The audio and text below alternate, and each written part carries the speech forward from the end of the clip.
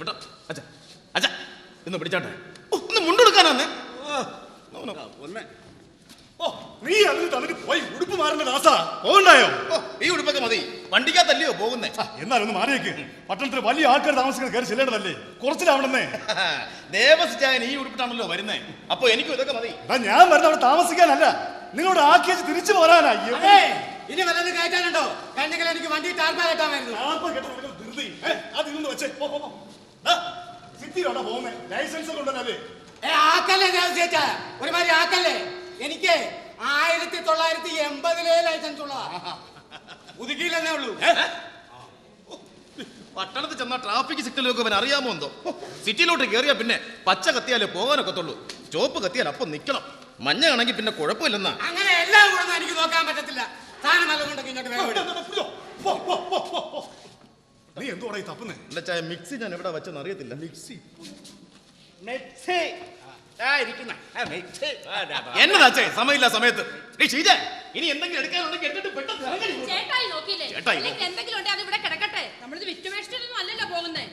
എന്ന് വെച്ച് വെള്ളം മുതൽ കളഞ്ഞിട്ട് പോണോ നിങ്ങളെ? നാളെ തൊട്ട് ഇവിടെ വാടകയ്ക്ക് താമസിക്കാൻ ആള് വരുമെന്നല്ലേ പറഞ്ഞത്? അവർക്ക് ഇതെല്ലാം ചുമ്മാ കൊടുക്കണം. നീ ഒന്ന് ചുമ്മാ ഇരുന്നേ. സിറ്റി പോയി ഇതുപോലുള്ള വാങ്ങുമ്പോഴേ ഇതിന്റെ വില അറിയൂ. എങ്ങനെ ആ അടുപ്പോടെ കുഴിച്ചെടുത്തതാ? ഇനി ഇവിടെ വെപ്പം കൂടിയൊന്നും ഇല്ലല്ലോ.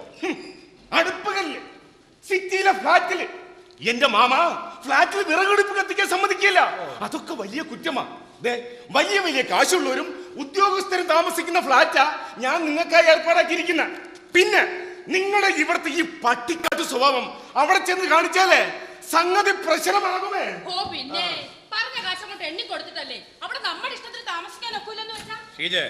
നീ വിവരക്കേട് പറയരുത്. ഓരോരോ സ്ഥലത്ത് ചെല്ലുമ്പോ അവരവരുടെ രീതിക്ക് അനുസരിച്ച് നിൽക്കണം. ഇതുപോലുള്ള പട്ടിക്കാട്ടിൽ എന്തോ ആവാം, പക്ഷെ പട്ടണത്തിൽ അത് പറ്റുകയല്ല. എല്ലാം ശരിക്ക് പഠിച്ച് മനസ്സിലാക്കിയിട്ട് തന്നെയാണോടാ മക്കളെ നിന്റെ ഈ പുറപ്പാട്? അമ്മയുടെ വയറ്റിൽ നിന്ന് എല്ലാം പഠിച്ചിട്ടൊന്നുമല്ല ആരും വരുന്നത്, പിന്നെ പഠിക്കുന്നതല്ലേ. അതുപോലെ അവിടെ ചെല്ലുമ്പോ തന്നെ പഠിച്ചോളും, അച്ഛനായിട്ട് കുഴപ്പിക്കായിരുന്നാ മതി. ഇനി എന്നതാടാ കുഴയാനുള്ളത്? നട്ടുച്ചയ്ക്ക് കുറുക്കം കരയുമായിരുന്ന കുറ്റിക്കാടായിരുന്നു ഈ സ്ഥലം. ഞാനും എന്റെ അച്ഛനും കൂടിയാ കൊത്തിക്കിളച്ച് ഇത് പൊന്നാക്കിയത്, ഇവിടെ വീട് വെച്ചത്. എന്നെ നിന്നെ പോറ്റിയ ഈ മണ്ണ് വിട്ടു പോകയല്ലേ പട്ടണത്തിലേക്ക്. കുഴഞ്ഞു പോയടാ മക്കളെ, അച്ഛൻ കുഴഞ്ഞു പോയി.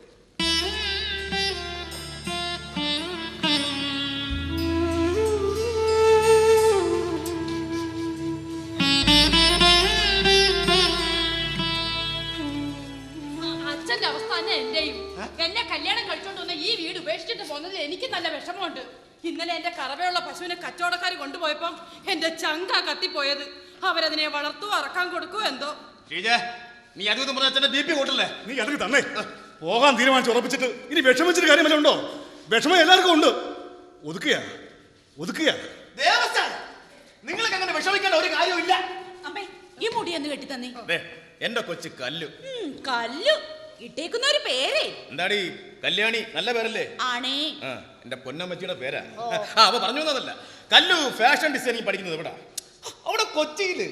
ആണ്ടിൽ 1-2 തവണ എന്റെ പൊന്നുമൊക്കെ കൊണ്ടൊന്ന് വരാൻ പറ്റുന്നുള്ളൂ, ഞങ്ങളെ ഒന്ന് കാണാൻ പറ്റുന്നുള്ളൂ. ഇതിപ്പോ ഞങ്ങൾ അവിടെ ആവുമ്പോ അവർക്ക് നിത്യവും വന്നു പോകാമല്ലോ. നിങ്ങൾ അവിടെ വന്നാലും ഞാൻ ഹോസ്റ്റലിൽ തന്നെ നിൽക്കത്തുള്ളൂ. ആയിക്കോട്ടെ, എന്നാലും ഒരു വെളിപ്പാടകലെ ഞങ്ങളുണ്ടെന്നൊരു സമാധാനം നിനക്കും ഞങ്ങൾക്കും ഉണ്ടാവുമല്ലോ. ചേട്ടായിയുടെ വർത്താനം കേട്ടാ തോന്നും ഈ ഒരു ഒറ്റ ദണ്ണം കൊണ്ടാ നമ്മൾ ഈ നാട്ടിൽ നിന്ന് പോന്നേന്ന്. നീ ഏങ്ങി മൂളി പറഞ്ഞതിന്റെ ഉന്നമെന്നാന്ന് എനിക്ക് മനസ്സിലായി. ഉള്ള ദിവസം എന്റെ ഉന്ന അത് മാത്രമല്ല അച്ഛാ, എണിക്കച്ചാ അങ്ങോട്ട്. അച്ഛനും അച്ചാച്ചനും മിടുക്ക് കൃഷിയിലായിരുന്നെങ്കിൽ എന്റെ മിടുക്ക് കച്ചവടത്തില. അത് ഈ ഓണം കേറാൻ മൂലയിൽ കച്ചവടം നടത്തി ഞാൻ തെളിയിച്ചില്ലേ. ഇതിപ്പോ പട്ടണത്തിൽ ബിസിനസ് ചെയ്യാൻ എനിക്കൊരു അവസരം കിട്ടി, അത് വേണ്ടെന്ന് നോക്കണോ? ഇപ്പൊ തന്നെ എത്ര രൂപ വിറ്റുവരവുള്ള കടയാണെന്ന് അറിയാമോ? ഇനിയിപ്പോ അത് അളിയന്റെ കയ്യിലോട്ട് കിട്ടിയാൽ അത് മെച്ചപ്പെടുത്താനും എടുക്ക അളിയനുണ്ടെന്നറിയാം. അതുകൊണ്ടാ കാശ് നോക്കാതെ അളിയന് കൊടുത്തിട്ട് ഞാൻ അമേരിക്കയിലേക്ക് പോകാമെന്ന് വെച്ചത്. പെണ്ണും പിള്ള അവിടെ നെറ്റ്സാണ് വിസ റെഡിയാക്കി വെച്ചോണ്ട് വിളിയോട് വിളി. അപ്പൊ പിന്നെ ചേട്ടനും ആരുടെങ്കിലും തല കെട്ടി വെച്ചല്ലേ പറ്റൂ. അതാ അല്ല ചുമ്മാ തന്നിട്ട് പോലെ നല്ല ദേവസിച്ചായ പറഞ്ഞ കാശേ ചേട്ടായി അങ്ങോട്ട് എണ്ണി കൊടുത്തിട്ടാ. പെങ്ങളെ നീ തന്നെ അത് പറയണം. എനിക്ക് തന്ന കാശും ആ സ്ഥാപനത്തിന്റെ വിലയും. അളിയൻ വാങ്ങിയ കാശ് ഇത്തിരി കൂടുതലാണെന്ന് ഇരിക്കട്ടെ. അത് കൂടുതലല്ല അളിയാ, അത് നമുക്കറിയാം. അവൾ അങ്ങനെ കരയുന്നുണ്ടെങ്കിൽ അങ്ങനെ ഇരിക്കട്ടെ. ഒരു വർഷം കൊണ്ടാ നഷ്ടം ഞാൻ കച്ചവടം ചെയ്തുണ്ടാക്കും. കല്യാണി സിൽക്സ് ഇനി കൊച്ചിയിലാണ്. കല്യാണി സിൽക്സ് എനിക്ക് വല്ല നിമ്മീന്നോ നീതോന്നോ പേരിട്ടിരുന്നെങ്കിൽ കടയ്ക്ക് നല്ല പേരിടായിരുന്നല്ലോ. അതിന് എന്റെ അമ്മയുടെ പേര് നിമ്മീന്നോ നീതൊന്നോ ആക്കണ്ടേ? തൽക്കാലം എന്റെ പൊന്നുമോളെ ഈ പേരിലങ്ങ് തൃപ്തിപ്പെട്. എന്തായാലും കല്യാണി സിൽക്സ് കൊച്ചിയിൽ ഒരു കലക്ക്. പറഞ്ഞോണ്ട് മാത്രം പറയുവാന്നേ. ദാസന്റെ ഇവിടുത്തെ കടയിലും കച്ചവടം ഒട്ടും മോശമൊന്നും അല്ലായിരുന്നു. അത് കളഞ്ഞിട്ടാ ഇപ്പോ. എന്നാ ദിവസം പറയുന്നത്? ഇവിടുത്തെ കച്ചവടം എന്ന് പറഞ്ഞാൽ എന്താ? 4 ചുട്ടിത്തോർത്ത്, 2 മാക്സി, 3-4 ഷഡ്ഡി, അത് 30-ന് താഴെ വിലയുള്ളത്. പിന്നെ എന്തെങ്കിലും വിശേഷം വല്ല വന്നാ 5-6 സാരി, മുണ്ട്, ചുരിദാർ അങ്ങനെ അങ്ങ് പോകും. നെറ്റ് വില പറഞ്ഞാലും നിന്ന് പേശാൻ തുടങ്ങും. ഉള്ളത് പറയല്ല ദിവസം, ഈ പരിചയക്കാരുള്ള സ്വന്തം നാട്ടിൽ കച്ചവടം ചെയ്യാൻ പറ്റുകയില്ല. കടം പോകും. കടം പോയാലേ ആരും തിരിച്ചു തരാമെന്നിരുന്നിട്ടില്ലല്ലോ. അവർക്ക് പറ്റുന്ന സമയത്ത് തന്നിട്ട് എന്താ കാര്യം? കച്ചവടം ആവുമ്പോ പണം രൊക്കമായിരിക്കണം. ദേ പട്ടണത്തിലാകുമ്പോ പരിചയക്കാർ കാണത്തില്ല, കാശും പോകത്തില്ല, പറഞ്ഞ കാശ് കിട്ടുകയും ചെയ്യും. പിന്നെ എത്ര കൂട്ടി പറയുന്നു അതാണ് സിറ്റിയിലുള്ളവർക്ക് ഇഷ്ടം. ഇവിടത്തെ പല 1-2 കസ്റ്റമേഴ്സ് അല്ല, പോക്കറ്റിലെ കാശ് എന്ത് ചെയ്യണമെന്നറിയാത്ത ജനം, ഇളകി മറിയുന്ന മഹാസമുദ്രമാ നഗരം. കേട്ടല്ലോ. എവിടെ എന്റെ പൊന്നളിയെ ഒന്നും പറഞ്ഞാൽ അവർക്ക് മനസ്സിലാവത്തില്ല. അതുകൊണ്ട് നമുക്ക് എത്രയും പെട്ടെന്ന് ഇറങ്ങണം. ഇനി എടുക്കാനൊന്നുമില്ലല്ലോ. മക്കളെ, നിന്റെ അമ്മയുടെ കുഴിമാടമുള്ള ഈ മണ്ണുപേക്ഷിച്ച കുഴിമാടം ഒന്നും കൊണ്ടുപോകാൻ പറ്റത്തില്ലല്ലോ അച്ഛാ. ഇനി അതൊന്നും പറഞ്ഞ് എന്റെ മനസ്സും കൂടി വിഷമിപ്പിച്ചോണ്ട. കളിച്ചു വളർന്ന വീടും നാടും അമ്മയുടെ കുഴിമാടം ഒക്കെ വിട്ടിട്ട് പോകുന്നതിൽ എനിക്ക് വിഷമമൊക്കെ ഉണ്ട്. പക്ഷേ അതൊരു നല്ല കാര്യത്തിനല്ലേ എന്ന് കരുതി സമാധാനിച്ച് വരുമ്പോഴാ ഒരുമാതിരി. അച്ഛാ, അമ്മയുടെ പേര് തന്നെ അവിടെ കട തുടങ്ങുന്നതേ. അതിന്റെ വളർച്ച കണ്ട് എൻ്റെ അമ്മ സന്തോഷിക്കും. കുഴിമാടത്തിൽ കിടന്നല്ല, അങ്ങ് മോളിലിരുന്ന്. അതിന് ധൈര്യം തരേണ്ടതിന് പകരം ഒരുമാതിരി പാപിയോട് സംസാരിക്കുന്ന പോലെ. നീ വിഷമിക്കേണ്ട ദാസ, വിഷമിക്കില്ലേ? എല്ലാം നല്ലതിന് വേണ്ടി തന്നെ ആയിരിക്കണം. അങ്ങനെ കരുതിയാ ഞങ്ങൾ സമാധാനിക്കുന്നത്. നിന്റെ നെഞ്ചത്തിരിക്കണം. മനുഷ്യരുടെ വിഷമിച്ച് നിൽക്കുമ്പോൾ അവന്റെ ഒരു ദാസ നീ വന്നേ. ഈ വരുന്ന ജനുവരി 1-ാം തീയതി നമ്മുടെ പള്ളിയിലെ അമ്പു പെരുന്നാളാ. ഈ ദേവസ്വി പ്രസുതേന്തിയായിട്ടുള്ള ആദ്യത്തെ പെരുന്നാളാ. എത്ര തിരക്കുണ്ടെങ്കിൽ നീ പറഞ്ഞോ. ആ നല്ല കാര്യം ദേവസ്യ. എന്റെ കൊക്കിന് ജീവനുണ്ടായി ഞങ്ങൾ ഇങ്ങെത്തില്ലേ? ഓ, എനിക്കത് മതിയടാ, അത് മാത്രം മതി. നീ വിഷമിക്കില്ലടാ, വിഷമിക്കില്ലേ? വിഷമിക്കരുന്ന് പറഞ്ഞ ആള് തന്നെ ഇപ്പൊ എല്ലാരെയും വിഷമിപ്പിക്കും. അരുദാസ, അരുത്. എന്റെ വിഷമം കണ്ട് നീ വിഷമിക്കരുത്.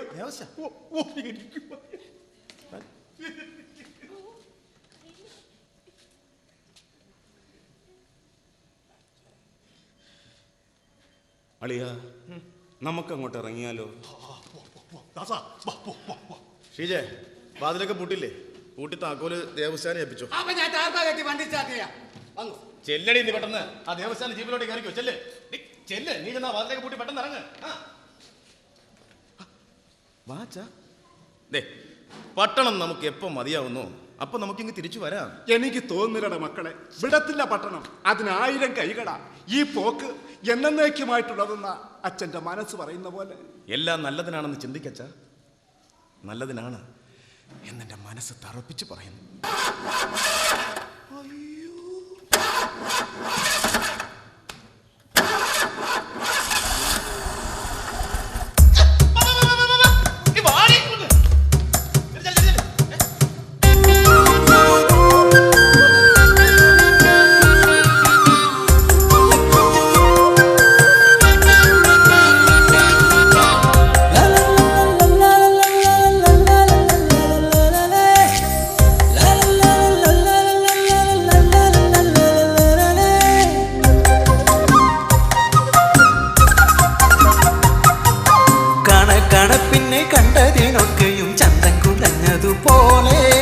കാണുവാനേറെ പലതുള്ള പട്ടണം മാടി വിളിക്കുന്നു ദൂരെ. കാവളം പൈകിളി പാടിയ പാട്ടിനു ചെലു കുറഞ്ഞതുപോലെ, കണ്ടതും കേട്ടതും കൊണ്ടു നടന്നതും ഓർത്തു മുഷിഞ്ഞതുപോലെ, എല്ലാം വേർത്തു നനഞ്ഞതുപോലെ. കണക്കണപ്പിന്നെ കണ്ടതിനൊക്കെയും ചന്തം കുലഞ്ഞതുപോലെ, കാണുവാനേറെ പലതുള്ള പട്ടണം മാടി വിളിക്കുന്നു ദൂരെ.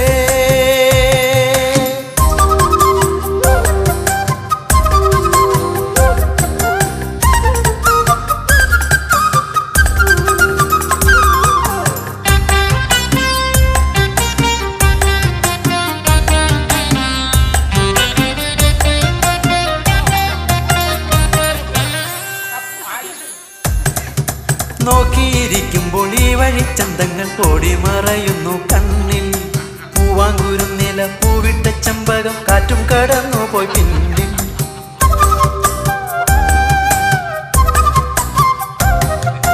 നോക്കിയിരിക്കുമ്പോൾ ഈ വഴി ചന്തങ്ങൾ ഓടി മറയുന്നു കണ്ണിൽ. പൂവാങ്കുരുന്നില പൂവിട്ട ചെമ്പകം കാറ്റും കടന്നു പോയി പിന്നിൽ. ചെലി അറപ്പട്ട കെട്ടിയ പട്ടണം കാത്തിരിപ്പുണ്ടെന്നതെങ്ങോ. കാത്തിരിപ്പിൻ മനം നീളുന്ന മാതിരി ഈ വഴി നീളുന്നു മുന്നിൽ.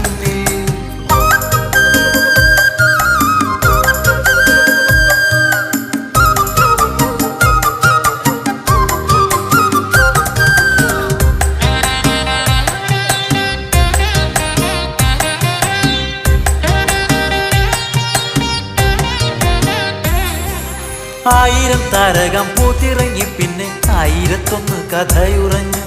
ആർക്കും തിരിയാത്ത വന്നകരം തുപ്പും തീയിനുള്ളിൽ പകൽ വന്നെരിഞ്ഞു.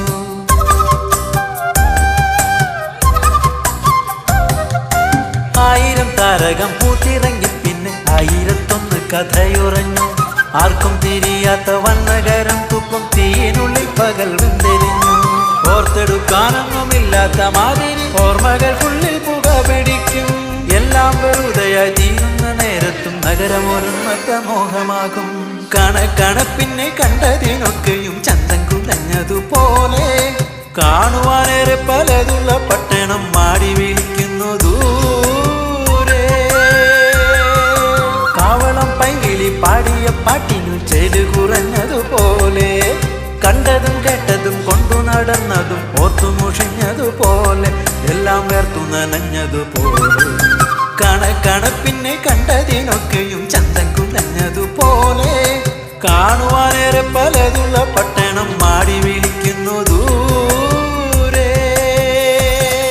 അന്ന് പറഞ്ഞിട്ട് ആർക്കും ബോധമായില്ല. ഇപ്പൊ മനസ്സിലായല്ലോ. പെങ്ങളെ, അളിയ, കല്ലുമോളെ, മാമ എല്ലാവരോടുമായി ഇനി ഞാൻ അമേരിക്കയിൽ ചെന്നിട്ടേ വിളിക്കൂ.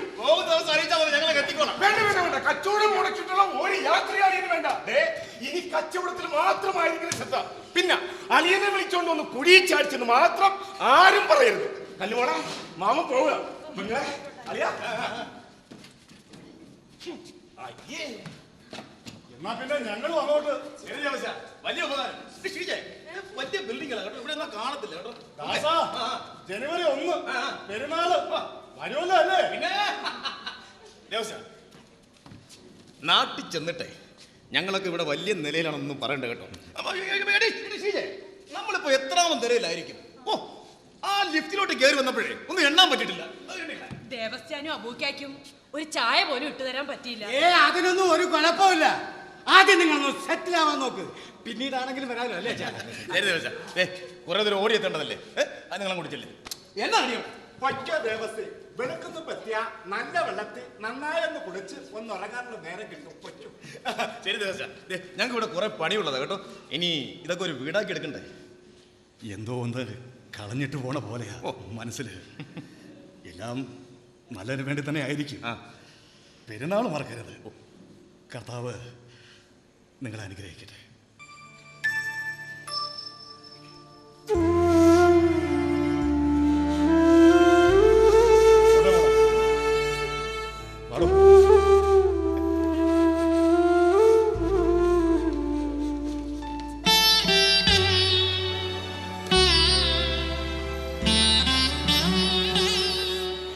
എല്ലാവരും പോയി. നീ ആഗ്രഹിച്ചതുപോലെ പരിചയക്കാരും നിന്നോട് കടം പറയാൻ ഇവിടെ ഇല്ല. നമ്മളെ അറിയുന്നവരും അടുപ്പമുള്ളവരുമായി ആരുമില്ലാത്ത ഈ നഗരത്തിൽ നമ്മൾ തനിച്ചായി മക്കളെ. എന്തുവാടാ